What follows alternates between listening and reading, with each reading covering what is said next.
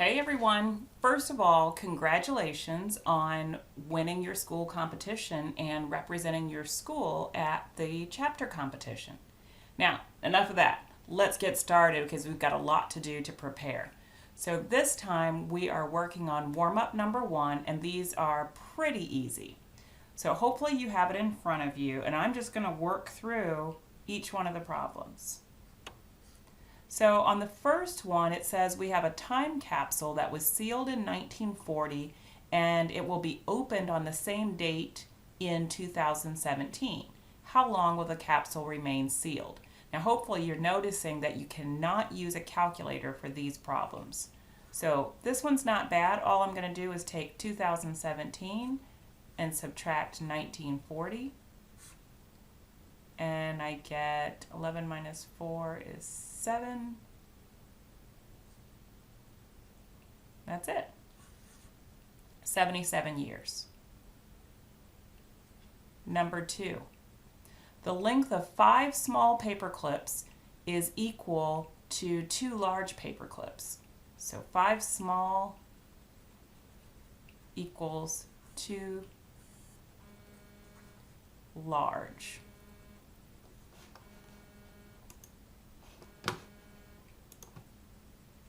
Okay, 5 small equal 2 large, and 8, so the question is 8 small equal how many large?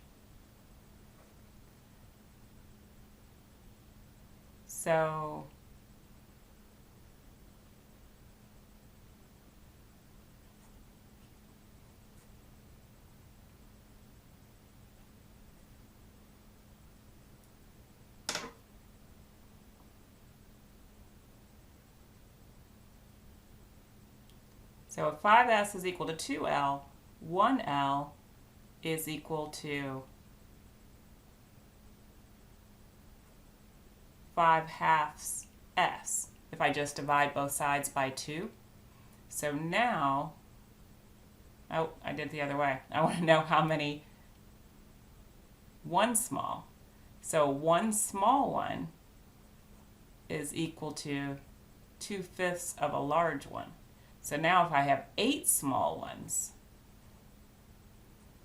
that's going to be 8 times 2/5 of a large one, or 8 small ones is going to be equal to 16/5 of a large one.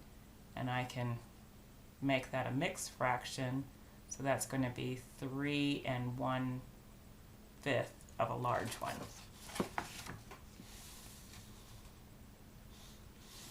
Just checking my answers, make sure they match our answer sheet. Okay, number 3. Number 3 says, if no cells may be visited more than once, and not every cell must be visited, how many paths start in cell 1 and end in cell 7? Okay, so I paused for a moment so I could draw the picture. So now let's see how this works. Now remember, no cell may be visited more than once, and not every cell must be visited, but we have to start in 1 and end in 7. So let me use a different color. So I'm going to start in 1 and end in 7. So there's 1, 2, 3,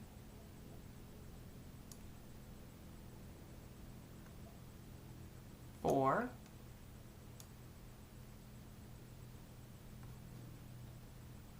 5, oops,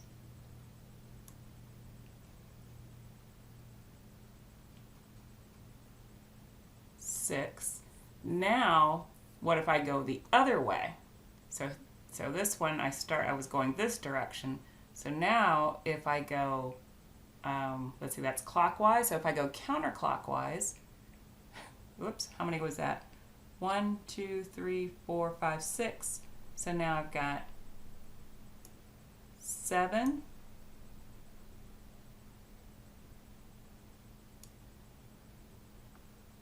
8, 9, 10, 11. So the answer is 11. Okay. Number 4.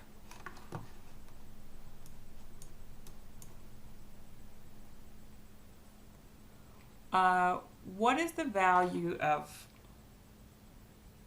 4 divided by 2/3 minus 5? So I think a good way to think about this is, let's put this in parentheses so we keep our order of operations right. So now if I'm going to do 4 divided by 2/3, that's going to be the same as saying 4 times 3/2. So 4 times 3/2 is just going to be 12 halves. 12 halves is 6. So my answer is 1. Number 5. What is the absolute difference between 1/2 and 1/3?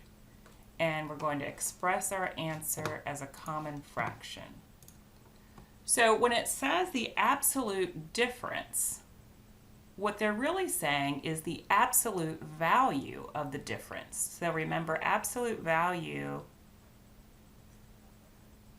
is those funky lines. So we're going to do 1/2 minus 1/3 and just take the absolute value of it. So let's do a common denominator.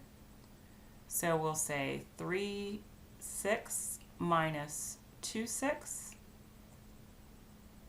And we're still taking the absolute value.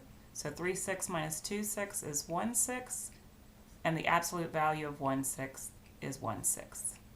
So let's stop here and we'll have part 2 to do the rest of this warm-up.